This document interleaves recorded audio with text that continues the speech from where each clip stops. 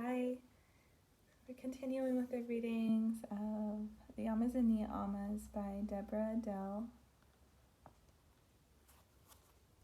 Moving right into the chapter of Asteya. Asteya translates loosely as non-stealing. If you're just tuning in to these videos, you're welcome to go back and listen to the previous chapters on my channel. Or, sometimes we know what we want to come back to, and maybe you're coming back to Asteya for a reason. This is a great chapter. I'm actually coming to you today on Easter Sunday of 2020, and I've never experienced so much choice to believe more than I do today. Believe and hope and peace and love, because we are on about the third week of shutdown during the COVID-19 quarantine in Virginia.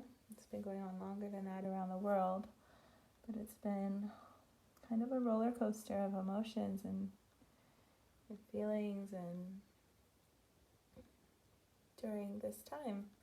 And I know I'm not the only one. I know we're all kind of feeling what's going to happen and how do I do this? How do I handle this?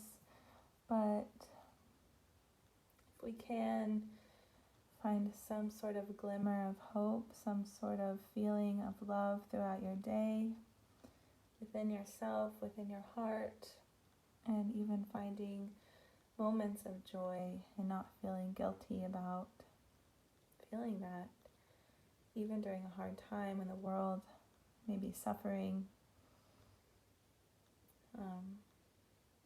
It's important to still feel okay, feel love and joy and peace within yourself. Perhaps these readings, if you are coming to these videos at this time, maybe these readings can give you just a moment of one of those feelings as you listen to Deborah's beautiful writings. For the chapter Asteya, she begins by saying, "Why steal from your life by stealing your will? Instead, be still and love God."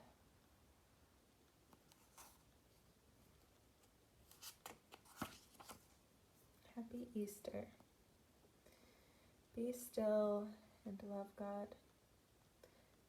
Non-stealing. I was recently at a wedding where I had the opportunity to speak with a priest who was officiating at the service.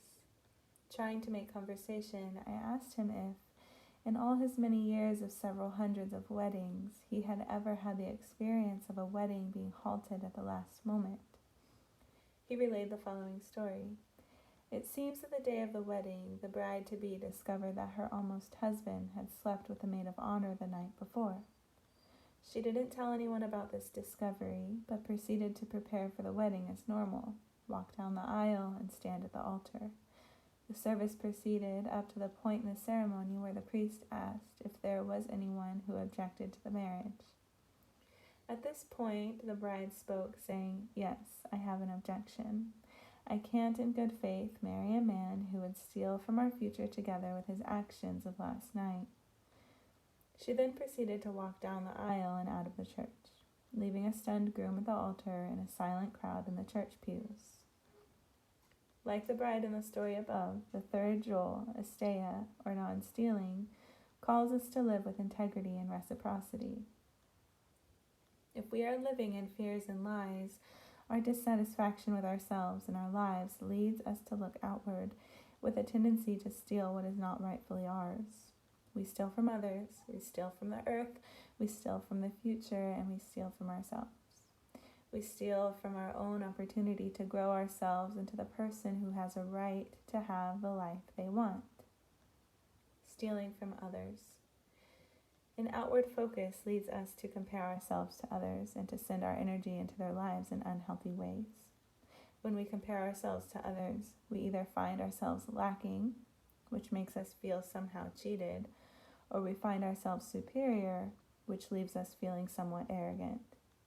Our attention on others from a place of discontent within ourselves can lead us to live vicariously through others or to try to control, manipulate, or manage them in order to boost our own sagging ego. We may find ourselves trying to trump or one-up their stories and successes and experiences by coming behind them with our own more fabulous tale. It is all an attempt to make ourselves feel better about ourselves. Perhaps someone is sharing their excitement about an upcoming trip, to which we immediately pipe in with a much more exotic trip that we have planned, or maybe we say that we have already been where they are going.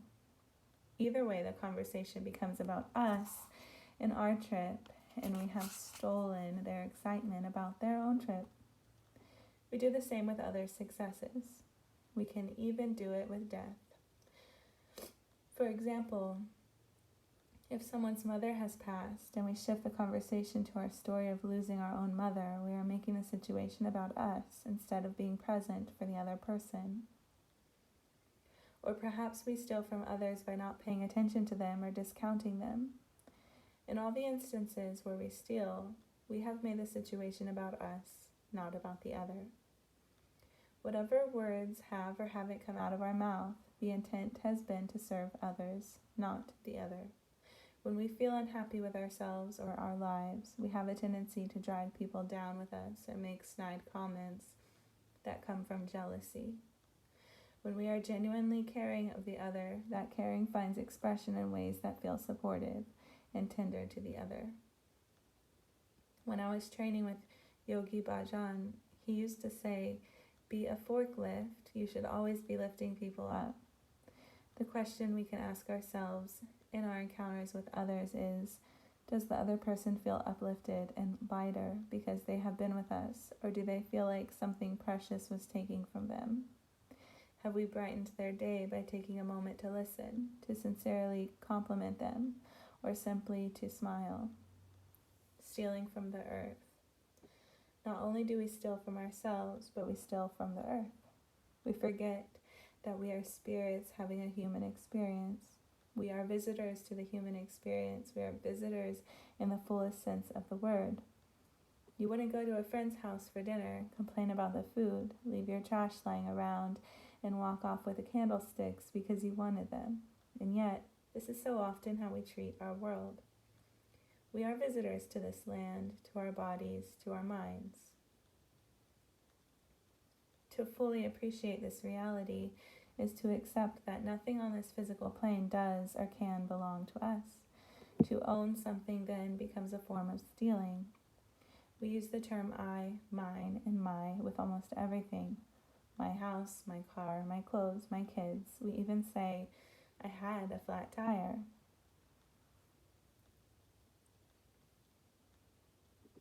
The ownership of things is steeped deep in our language and culture and makes it hard for us to appreciate the extent to which nothing really is ours. This guideline asks us to view everything in our possession as something precious that is on loan to us. And for the time that it is on loan to us, we are asked to care for it. On this globe, there is an increasing gap between those who have and those who do not have. It would be ludicrous for us to think that things could be, or even should be, evenly divided on this earth. But there is something wrong when children starve and elders wander homeless. Theologian Walter Brueggemann writes that the bounty of the earth is for the community, not the individual. I often wonder what the world would be like if we understood this profound statement and lived as if everything we now think of as mine could be used for the good of the community. Non-stealing implies more than not taking what isn't ours. It is an inherent understanding that from the moment we are born, we are in debt to this gift called life. The ancient Vedic scriptures speak of taking nothing without giving something back. Imagine what would happen if each time we took something, we gave something back. I don't think the Vedic writings were talking about trash. They were speaking to an inherent sense of reciprocity. Stealing from the future. We are not only stealing from the earth, we are stealing from the future and from our children and their children in such massive proportions it often feels like we are caught on a speeding train with no brakes and no way to get off. And yet we remain insatiable, a collective giant hole that we can't seem to fill. The excess in our bodies, our calendars, our closets, are all signs that we are living as if there's no tomorrow and no one to live here after we are gone. We have lost our sense of gratitude. It is as if we had been invited to the most fabulous weekend at a friend's home where we enjoyed a scrumptious meal and delightful entertainment only to leave without so much as a hint of a thank you. Our focus seems to be on what we don't have or what we might not have in the future rather than on the abundance right before us. If we stop long enough to gaze at what is laid out before us, to let the mystery of beauty and the wonder of the seasons sit deeply in our soul, our hearts cannot help but burst forth in thanksgiving and gratitude to life itself. Inborn to this kind of wonder is gratitude for where our life came from and indebtedness to the future. I am reminded of the native wisdom to make all decisions as if they mattered 7 generations into the future. I recently saw the play Handing Down the Names by Stephen Dietz.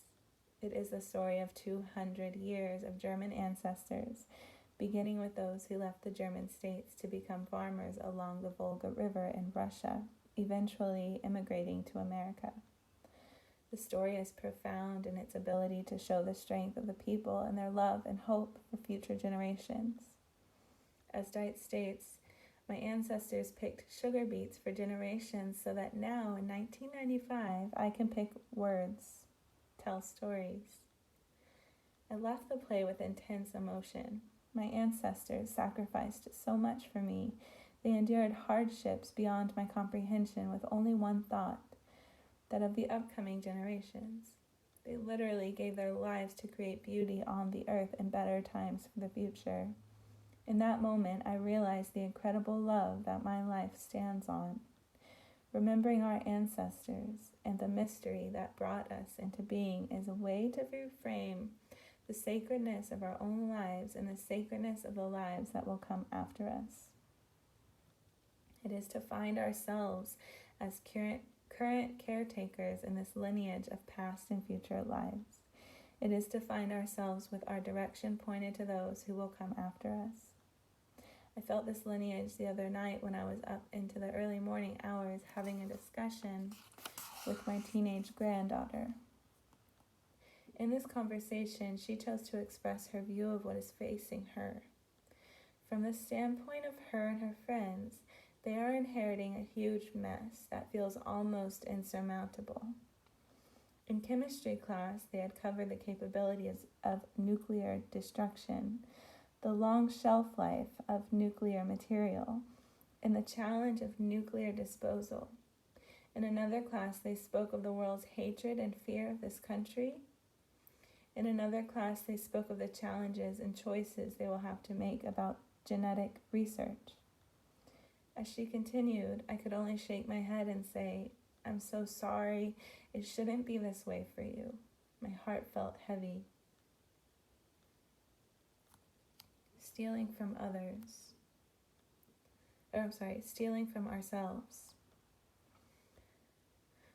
Not only do we steal from ourselves, the earth, and the future, we steal from our own lives. In all the ways that we impose an outside image of ourselves onto ourselves, we are stealing from the unfolding of our own uniqueness. All demands and expectations that we place on ourselves steal from our own enthusiasm. All self-sabotage, lack of belief in ourselves, Low self-esteem, judgments, criticisms, and demands for perfections are forms of self-abuse in which we destroy the very essence of our vitality. All the ways we live in the past or future steal from ourselves. In all the ways we put up fences, whether real or imagined, around our physical belongings or around our mental idealisms, we put up barriers and we steal from the full expansion of our own lives. We are captured in a culture where our very identity is tied up with our accomplishments.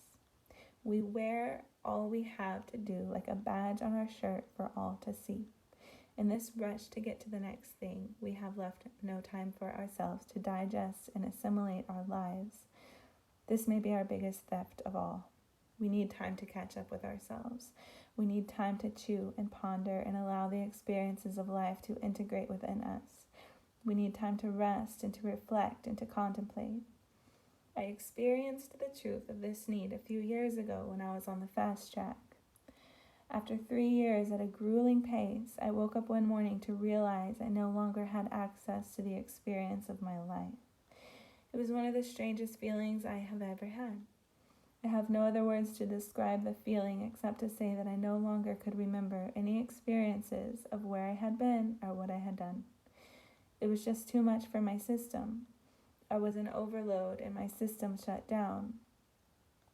I just quit. I had taken no time in those 3 years for even the semblance of reflection or integration. It was just on the next thing, full speed ahead.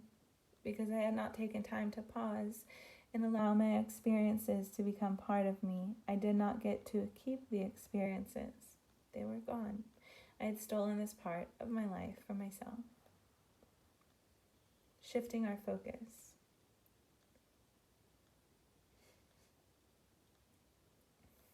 Small children, as they reach a certain age, begin to want what the other one has. It doesn't matter what it is, they want it. Looking at the state of the world, it seems many adults are still caught in the toddler stage of wanting what the other one has. The tenet of Asteya, or non-stealing, asks us to shift our focus from the other to ourselves. It asks us to get excited about the possibilities for our own life. When we attend to our own growth and learning in the area of our interests, we are engaged in the joy and challenge of building ourselves. From the fullness of our own talent and skill, we automatically serve the world rather than steal from it. This shifting of focus is illustrated by the following example. In India, during major festivities, elephants are paraded down the narrow streets, proudly dressed in silks and jewelry, carrying the likeness of a deity on their backs. Along the way, vendors displaying luscious treats and sparkling jewelry are numerous. The elephants, being curious and playful by nature, can't help but swing their trunks this way and that in an attempt to capture the glitter and treats lining the streets. Destruction and chaos quickly follow. However, the trainers, knowing their elephants' adventuresome nature, have learned to coax them into wrapping their trunks around a bamboo shoot. Now, as the elephants march down the street carrying their bamboo shoot, the parade continues smoothly. We are much like elephants. When we don't know what we want or we don't have the courage to pursue it, everything that everyone else is doing looks tempting to us. We begin to lust after others' accomplishments and others' possessions. We get sidetracked from our own dreams and our own realness. However, when we are focused on our own dreams, we can move forward with dignity, much like those elephants holding on to the bamboo shoot, undisturbed by the glitter and sparkle along the way.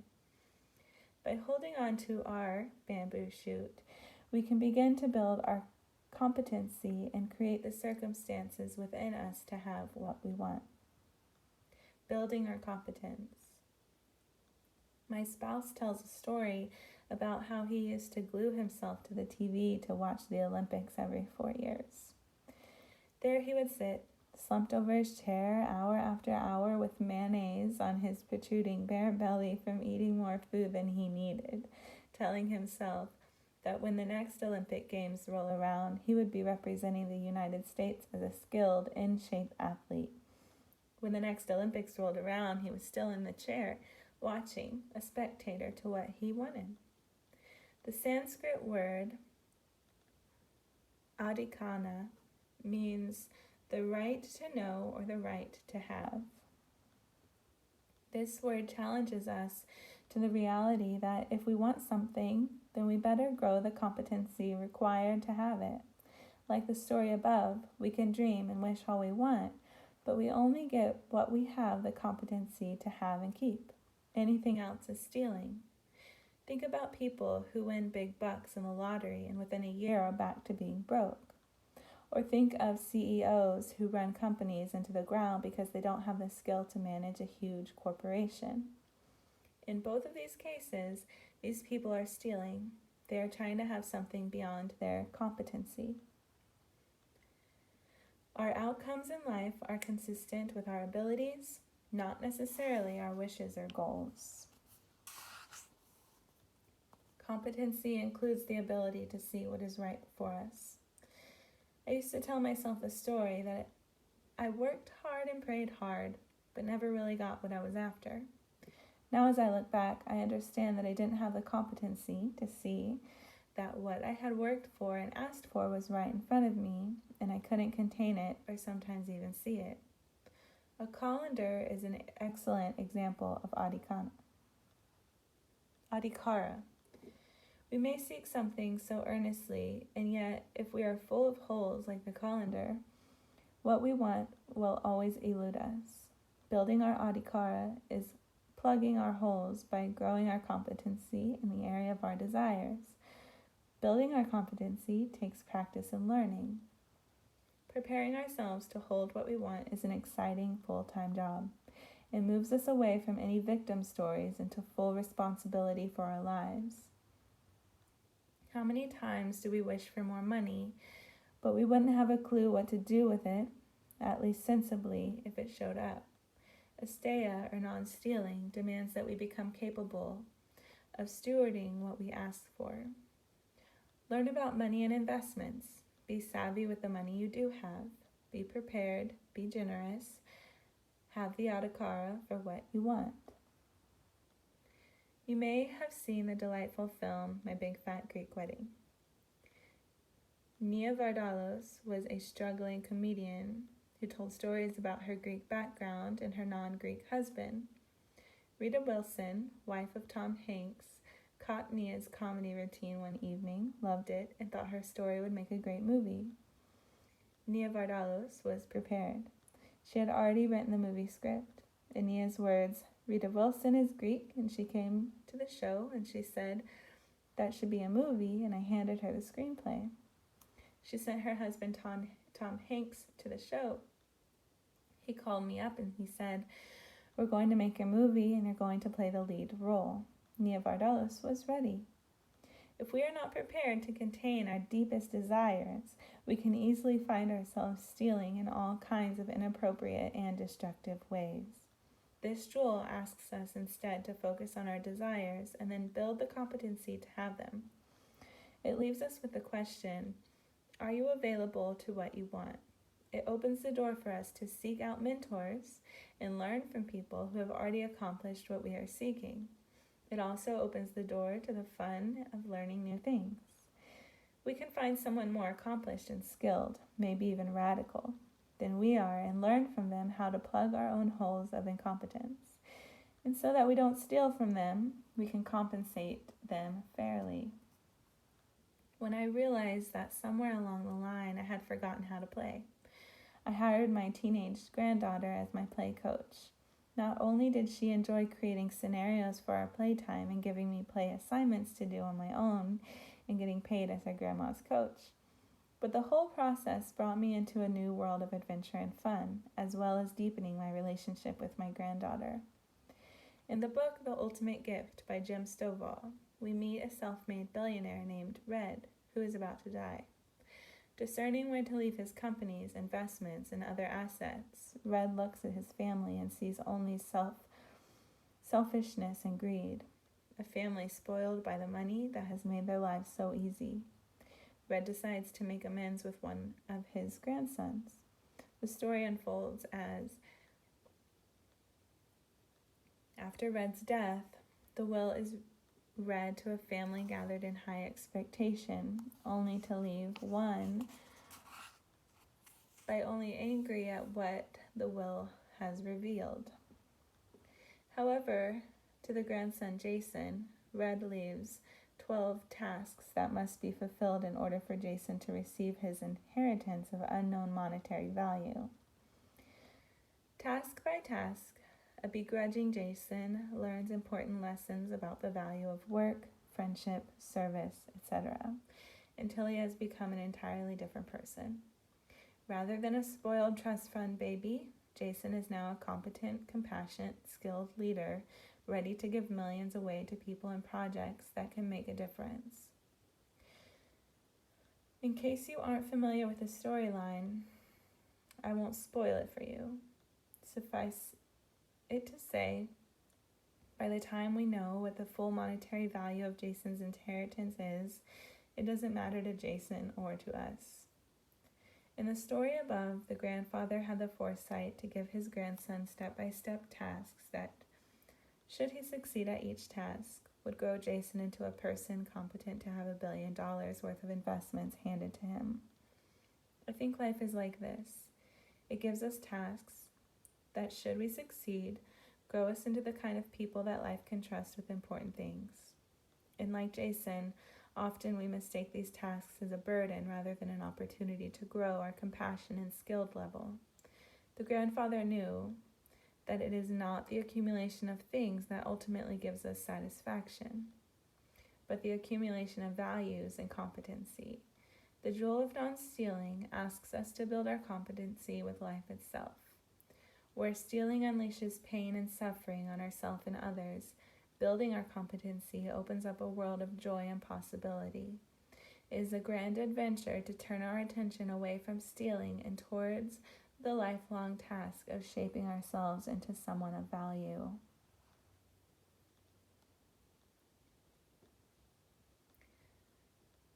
The next part of the chapter are questions for exploration. You're welcome to take a screenshot of this if you are journaling your journey through Yamas and Niyamas book.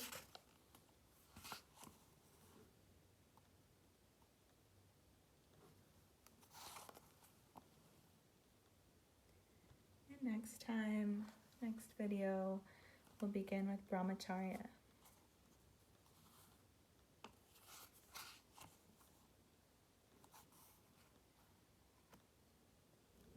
I wish you well. I hope you're doing well. And until next time, namaste.